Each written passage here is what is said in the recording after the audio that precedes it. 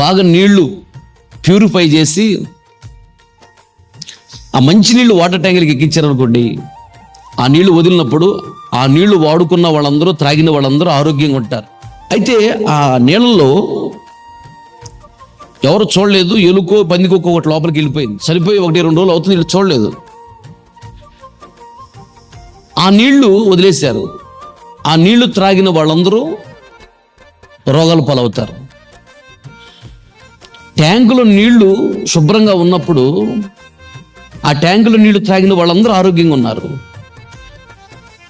పందికొక్కు పడి ట్యాంకులో నీళ్లు పాడైపోయినాయి, ఆ నీళ్లు త్రాగిన వాళ్ళందరూ పాడైపోయారు. అందుకని చెడ్డ ఆలోచన పెట్టి చెడ్డ మార్గంలో నడిపించడానికి సాతానికి హృదయం కావాలి, దేవునికి హృదయం కావాలి. మంచి ఆలోచన పెట్టి మంచి మార్గంలో నడిపించి దేవుని రాజ్యాన్ని తీసుకెళ్ళాలని. అందుకని దీన్ని గమనించాలి. ఇప్పుడు నేను సాతానికి ఇష్టమైన రీతిలో నా హృదయం నడుస్తుందా, దేవునికి ఇష్టమైన రీతిలో నా హృదయం ఉన్నదా? ఇది గమనించిన వాడే గొప్పోడు.